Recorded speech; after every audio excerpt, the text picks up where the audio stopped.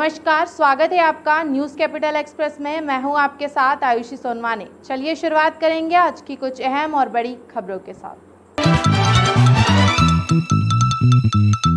गृह मंत्री नरोत्तम मिश्रा ने कोरोना को लेकर पुलिस कंट्रोल रूम में ली बैठक। गृह मंत्री नरोत्तम मिश्रा ने दतिया में कोविड वार्ड का निरीक्षण किया। भारत के 48वें मुख्य न्यायाधीश बने रमन्ना। ऑक्सीजन की कमी से 5 मरीजों की मौत के मामले पर होगी उच्च स्तरीय जांच। बढ़ते कोरोना संक्रमण को देखते हुए रेलवे ने एक बार फिर बढ़ाया हाथ। कोरोना संक्रमण के बीच प्रशासन की नई पहल। और अब खबरें विस्तार से। गृह मंत्री नरोत्तम मिश्रा ने कोरोना को लेकर पुलिस कंट्रोल रूम में ली बैठक। गृह मंत्री नरोत्तम मिश्रा ने बढ़ते कोरोना संक्रमण को लेकर पुलिस कंट्रोल रूम ग्वालियर में पुलिस एवं प्रशासनिक अधिकारियों के साथ बैठक की, साथ ही सख्त कार्रवाई के निर्देश भी दिए हैं। इस बैठक में ग्वालियर चंबल संभाग के सभी अधिकारी एवं कलेक्टर मौजूद रहे। कोरोना एक वैश्विक आपदा है, हमें इस आपदा से लड़ना होगा। उन्होंने कहा कि पुलिस को आने वाली दिक्कत और पुलिस को पड़ने वाली ज़रूरत का समाधान हमारी प्राथमिकता है।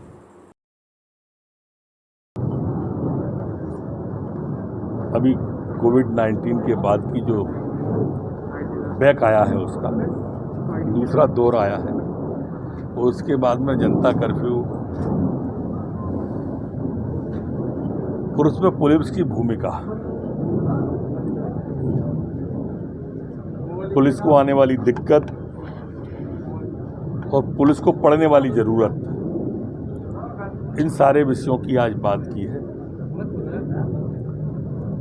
मैंने आज उन सबको कहा भी है कि हमें शालीनता से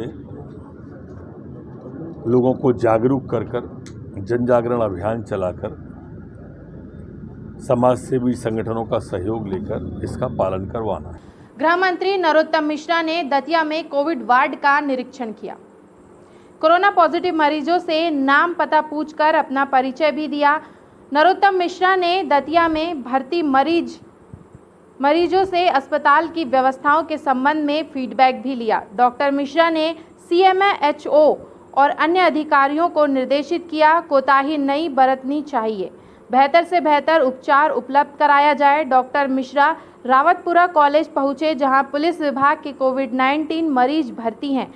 उनसे भी उनके हाल के बारे में बातचीत की और कहा कि किसी भी प्रकार की कोई भी समस्या हो तो उन्हें अवगत कराया जाए। भारत के 48वें मुख्य न्यायाधीश बने रमन्ना। सुप्रीम कोर्ट के सीनियर जस्टिस NV रमन्ना देश के नए मुख्य न्यायाधीश हुए हैं। आज ही justice NV Ramana supreme court के 48वें मुख्य न्यायाधीश के रूप में शपथ लिया है। राष्ट्रपति रामनाथ कोविंद सुबह 11 बजे राष्ट्रपति भवन में न्यायमूर्ति NV रमन्ना को पद एवं गोपनीयता की शपथ दिलाई है। NV रमन्ना 26 अगस्त 2022 तक इसी शीर्ष पद पर बने रहेंगे। Chief justice S.A. बोबड़े आज 23 अप्रैल को रिटायर हुए। पिछले महीने CJI S.A. बोबड़े ने अपने उत्तराधिकारी के तौर पर जस्टिस NV रमन्ना के नाम की अनुशंसा की थी। इसी महीने की पहले सप्ताह में राष्ट्रपति रामनाथ कोविंद ने जस्टिस रमन्ना की नियुक्ति को मंजूरी दे दी थी। ऑक्सीजन की कमी से 5 मरीजों की मौत के मामले पर होगी उच्च स्तरीय जांच।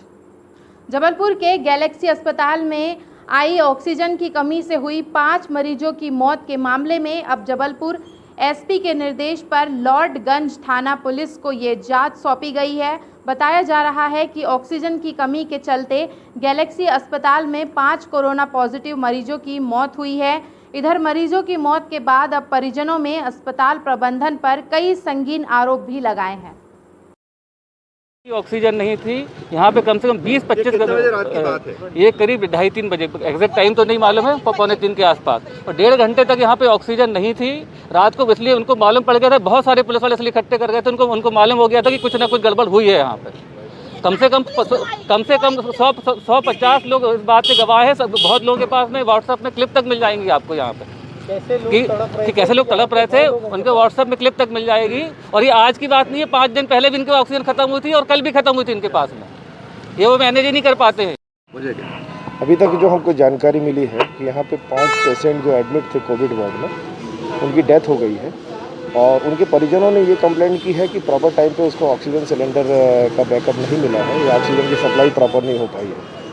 तो अभी उनके फैमिली मेम्बर से बात भी कर रहे हैं, क्योंकि वो कोविड का वार्ड है और कोविड में डेथ हुई है, तो उस प्रोटोकॉल के तहत, उस नियम के तहत उनकी डेड बॉडी हम शिफ्ट कर रहे हैं अंतिम क्रियाक्रम के लिए नगर निगम के थ्रू, और उन्होंने जो कंप्लेंट दी है उसकी हम जांच कर रहे हैं।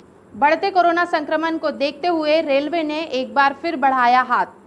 कोविड-19 के बढ़ते संक्रमण के बीच एक बार फिर रेलवे ने मदद के लिए हाथ बढ़ाया। रेलवे ने आइसोलेशन स्पेशल ट्रेन को तैयार किया है। 22 कोच की ट्रेन को कोविड मरीजों के लिए डेडिकेट कर भोपाल के 6 नंबर प्लेटफॉर्म पर तैनात किया गया है। कल से इस स्पेशल ट्रेन में मरीजों की भर्ती की जा सकेगी। मेलर्स के पोस्ट में है, मुझे यहाँ इसके लिए लगाया गया है, सुपरविज़न के लिए, इनकी व्यवस्था के देखने के लिए यहाँ पे लगाया गया है। हम यहाँ पे जो सेटल पेशेंट रहेंगे, जिनको आइसोलेशन की ज़रूरत है या घर पे इनको नहीं रख पाते हैं, जैसे मान लीजिए किसी के घर में एक ही कमरा है और उसके किसी सदस्य को आइसोलेट किया गया है और जिनको सिम्टम्स नहीं है, या जैसे मान लीजिए एक सेटल पेशेंट है जिनका सब कुछ ठीक आ रहा है, उन पेशेंट्स को हम यहाँ रखेंगे। In case of an emergency, जैसे हम यहाँ से जो भी हमारा कॉन्ट्रैक्ट रहेगा हमीदिया और हॉस्पिटल में अपन लोग उसको रेफ़र करेंगे। कोरोना संक्रमण के बीच प्रशासन की नई पहल।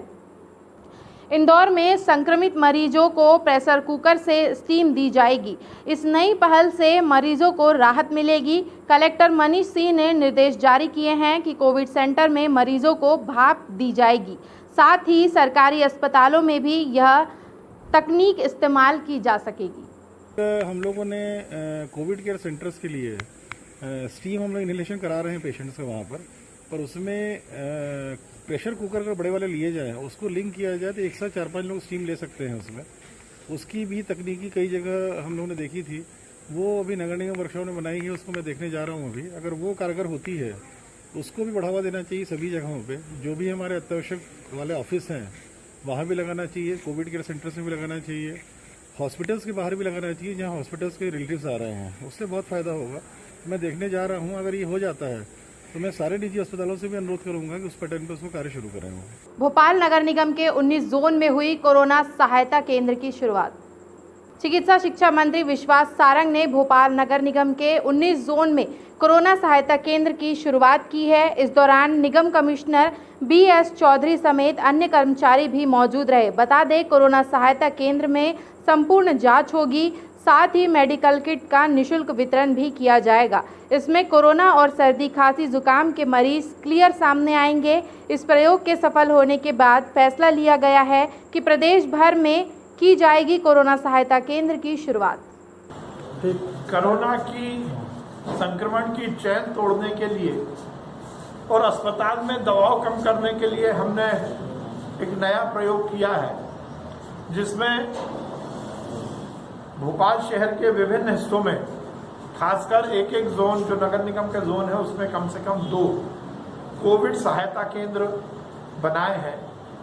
और यहाँ इस बात को सुनिश्चित किया जाता है कि जो नागरिक सर्दी खांसी या हल्के बुखार से पीड़ित हैं वो यहाँ आए, यहाँ पर डॉक्टर उपलब्ध है, उनकी प्रारंभिक चिकित्सीय परीक्षण होता है और उनको जो कोरोना की लक्षण के लिए और बीमारी ज़्यादा ना बढ़े उसके लिए जो दवाई देनी चाहिए उसका दवाई का किट दिया जाता है।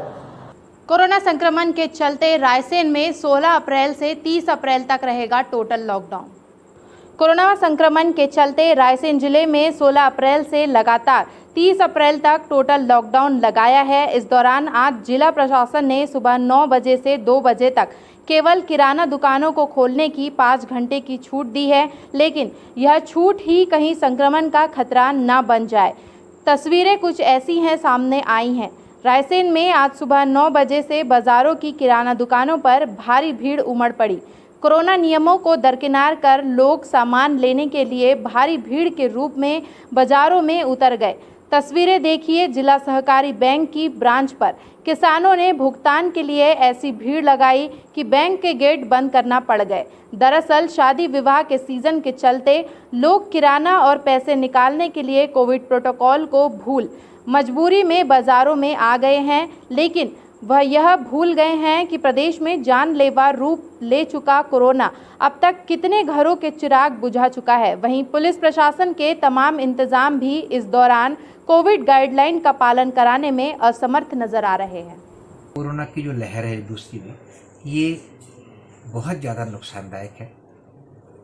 माननीय मुख्यमंत्री जी ने जो निर्देश दिए हैं और हम सबके लिए भी ज़रूरी है कि हमारा मास्क हमारी सुरक्षा, मेरा मास्क मेरी सुरक्षा और सोशल डिस्टेंसिंग, ये हमारे लिए बहुत ज़रूरी है।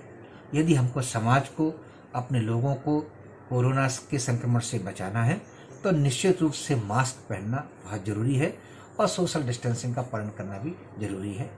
इस बुलेटिन में फिलहाल इतना ही। आगे की खबरों के लिए बने रहिए हमारे साथ और मुझे दीजिए इजाज़त। नमस्कार।